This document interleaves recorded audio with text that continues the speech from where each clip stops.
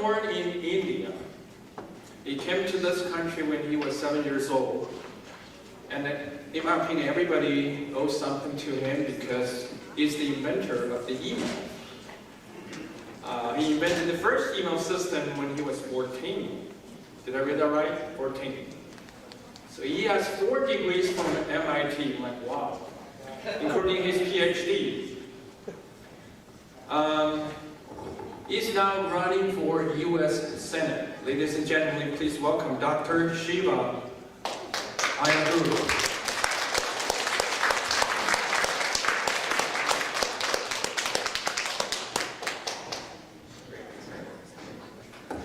Good afternoon, everyone. How's everyone doing? Very good. Good. All right. So, first of all, thank you for having me here. I know this was last minute, but it's very, very thrilling when Asian Americans get together. People who typically stay invisible come together. So I'm very, very pleased that you guys are doing this. So I want to talk about something that's a very, very sensitive subject these days, which is the subject of truth and invisibility. So let me tell you a little bit about myself. You know, I came here as a 7-year-old kid from India. Like many of you, you know, I went through the immigrant journey. I grew up in Bombay. Anyone been to India? India is a country within country, so I grew up in Bombay as a child, but I also grew up in a very small village in deep South India. And my grandmother worked 16 hours in the field, but she practiced very much like Chinese medicine, a traditional form of Indian medicine called Siddha and Ayurveda. So my grandmother could observe your face, and based on what she observed, she could predict what was going on in your body, and then she came up with combinations. It was what today we would call personalized medicine.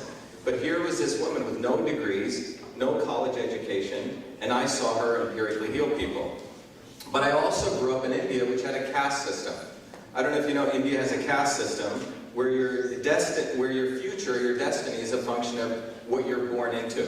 So if you're born as a janitor, you're expected to be a janitor. If you're born as a Brahmin or a professor, you're expected to be that. But my parents were very interesting people. We were considered untouchables. So you won't find a lot of Indians like me in America. So the fact that my parents overcame that is probably 1 in a trillion.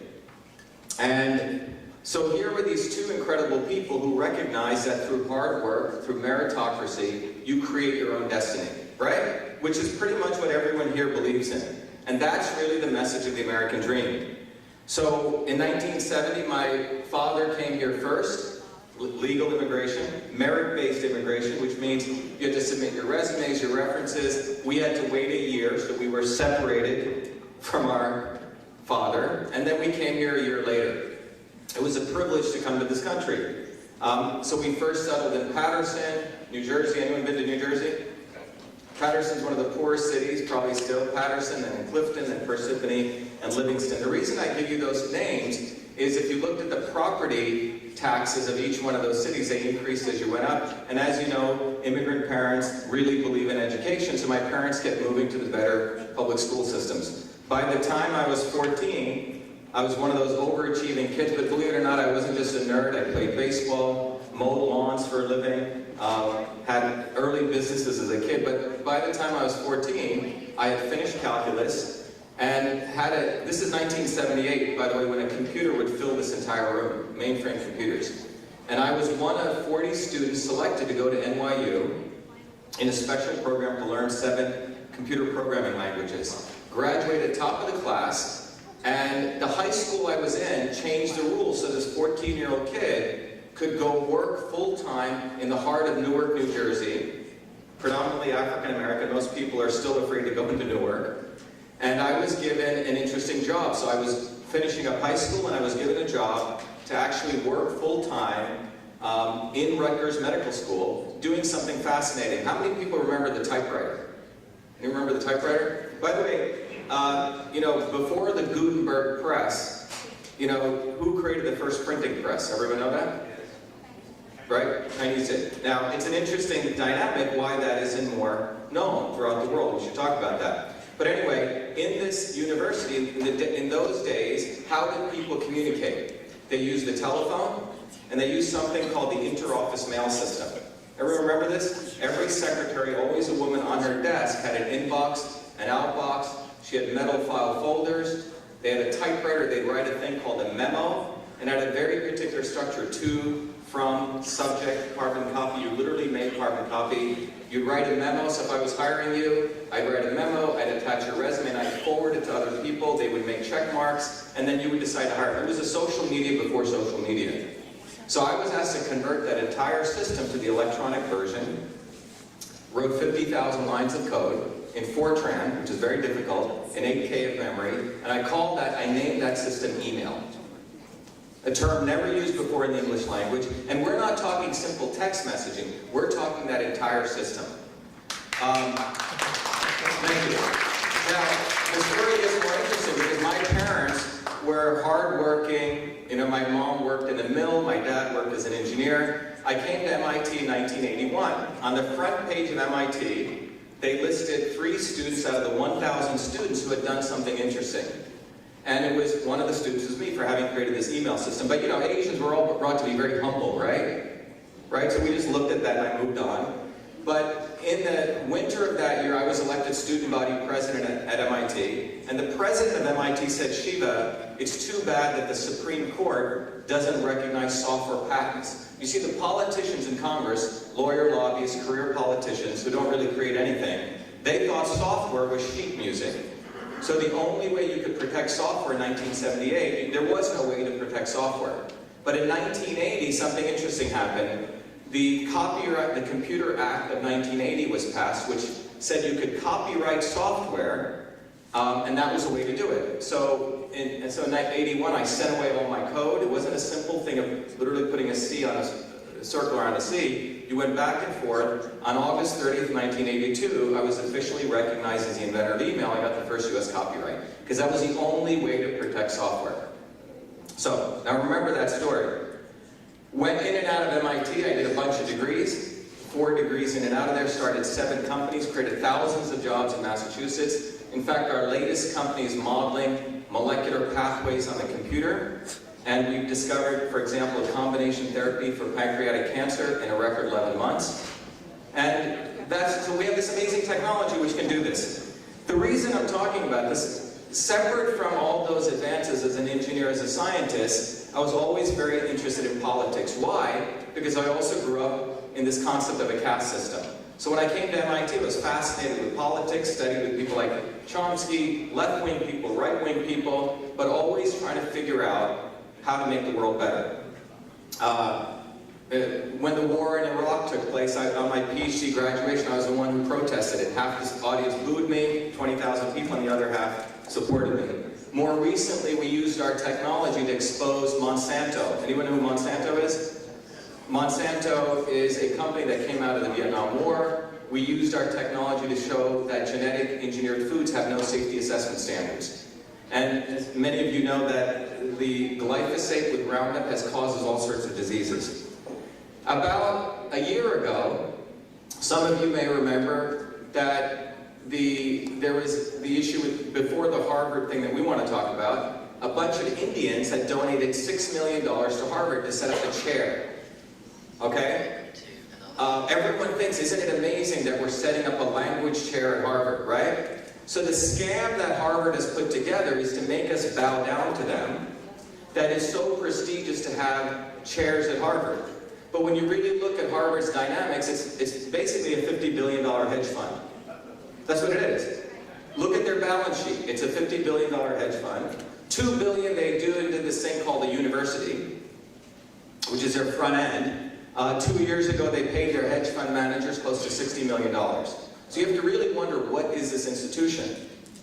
30% of the admissions upwards are legacy admissions. That means if your mama and papa gave money, you get in. Now, if you're an Asian American, you work your butt off to achieve anything. And the model that's occurring in America, it's a broad model, is we're lowering standards. This country was based on meritocracy. So that means all of us, if we work hard, they move the goalpost. Isn't that what they're doing? They change the rules. And this has become an inherent process that's become systemic, and I would argue Harvard is a sewer that feeds a swamp in Washington, D.C. Really is.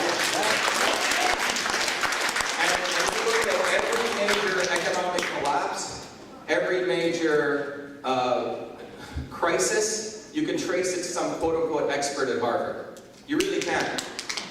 So we have, as a people, we give all this power to this institution. And by the way, I don't know if you know this, in 1640, Harvard was going out of business.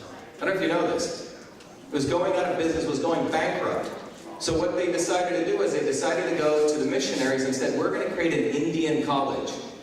Not for this Indian, but for Indians. And they said that, please give us money and we're going to educate thousands of Native Americans. You know how many Native Americans they educated? 4. They used the rest of it to bail out Harvard, put their printing press, and educate the other white students, and that's how they bailed themselves out. So that's why it's, you know, our slogan you may see says only the real Indian can defeat the fake Indian, and it's really about talking about Elizabeth Warren who took advantage of affirmative action. So we have a lot of fakes. That's what we have. So we're running for U.S. Senate. We ran as a Republican, and we figured out the swamp in Massachusetts. You know, I'm a true Republican, by the way. They weren't ready for a real Indian, for someone who was a real innovator, who had 4 degrees from MIT, who actually produces. What they wanted was one of their own. So we dumped the Republican Party and we ran as independents. And talk about discrimination. Oh, we got on the ballot. No one thought we would get on the ballot because we needed a major party. It takes, do you know how many signatures you need to get on the ballot? 10,000 signatures. We collected 20,000. Okay? We got on the ballot. Unbelievable. Both parties, Democrat and Republican, became so afraid because they lowered the standards. They had one person who's a fake Indian, and the other person who's a fake Trumper who photoshopped a picture with President Trump, by the way. Okay? True. So what we have is we've lowered standards everywhere. And 3 debates are scheduled. Guess who doesn't get invited to the debate? Us. So we filed a federal lawsuit, and the judge ruled last week that we have the right to move the lawsuit forward in a preliminary injunction.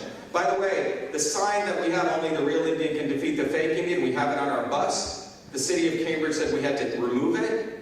We fought them, violation of free speech, and we won.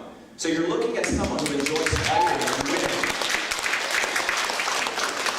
So, by the way, you talked about invisible. When we ran, the Boston Globe put the 3 pictures of the candidates running against Elizabeth Warren. 2 of them hadn't even announced. I was the first one to announce. So you have the 3 candidates, and guess who's left out? Us. So I tweet out, racist Boston Globe leaves out the darkie. Goes up viral. And the Boston Globe editor calls me and said, why'd you call me racist? I said, well, you put the 3 pictures of the 3 white guys, you left me out. They have yet to change the picture. It's still out there. They haven't changed it. They have not changed it. So what I'm trying to tell you is, Massachusetts is supposedly known for inclusivity and diversity. Their definition of inclusivity and diversity is not to have diversity of ideas. They just look at it as skin color, not diversity of political ideas. I think someone just talked about what happened to her husband.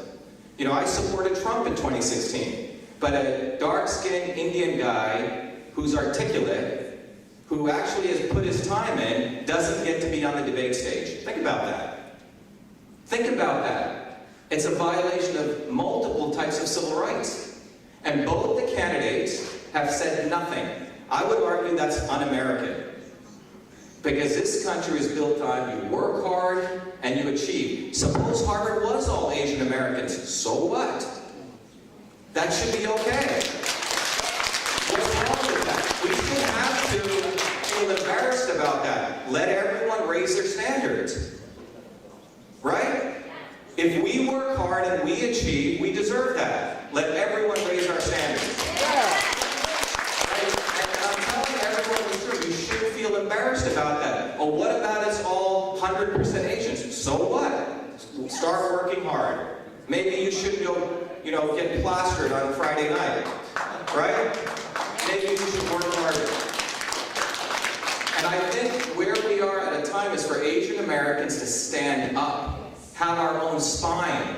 We don't need to vote Republican or Democrat. Don't give away your votes to either of these parties. Both parties collude, and what have they actually done for us? You have to rethink that. We are a new emerging group, and by the way, they're trying to split us on the census. Swan Lee may have spoken, Vietnamese, Koreans, Indians, it's all splitting us up. We need to be one block and fight for our rights. That's what we should be doing. So in closing, what I want to tell you is, getting back to the printing press, about 6 years ago, my dear mother was dying of a horrible disease called pulmonary fibrosis. In a suitcase, she had left all the items related to my invention of email. This was in 2012. The editor of Time magazine came, and he wrote a beautiful article called The Man Who Invented Email, November 2011. 3 months later, the Smithsonian contacted me, and all the materials went into the Smithsonian. They held a beautiful ceremony. You would think that should be a celebration of the American dream, right? Instantaneously, the leading liberal elite historians started saying I was a fraud, all sorts of names. In fact, one blog said this curry-stained Indian should be beaten and hanged. Unbelievable. 2012. Interestingly, no Indian stood up. If I was a Jewish kid, with all the facts, I would be on every stamp. And the fact that Asians or Indians didn't stand up gets back to this core thing that we don't stand up for our own, and we should. Because the fact is, a 14-year-old boy in 1978 invented email. He called it email, wrote all the code, etc. Anyway, it took me 4 years to find an attorney. I found Charles Harder. Charles is, by the way, President Trump's attorney. Charles had sued for Hulk Hogan, Gawker Media. I don't know if you remember this. So we sued. Not only did we win, set close to $1 million, all the 3 articles were pulled down. I became the chairman of the bankruptcy committee, and we drove Gawker into bankruptcy. And they had to sell. It was great, great story.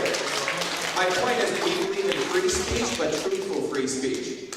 So my point is, at the time when that controversy was taking place, Walter Isaacson, anyone know him? A liberal writer, Aspen Institute, he'd written this book called Innovators of the Digital Revolution. While this controversy is going on, while people are destroying my reputation on the internet, in the book, it's called Innovators of the Digital Revolution. If you read it, it's got all white people. Not one Asian American is listed in there as contributing anything to the development of digital technologies on this planet. Does that make sense? No. And this is a liberal, a white liberal racist, I would argue, who are, by the way, the biggest racists. And I want to point that out because there are so many innovations, so many things Asian Americans contribute to every day. But we also have to stand up and take credit for those things. It's not a bad thing to market yourself and take credit. I learned that through the invention of email. I never wanted credit, but you know what? I am the inventor of email. And we should take credit for that because it's the truth. And so I want to leave you with that we deserve truth. You think independently, act independent. Don't give away who you are to anyone unless they truly deserve it.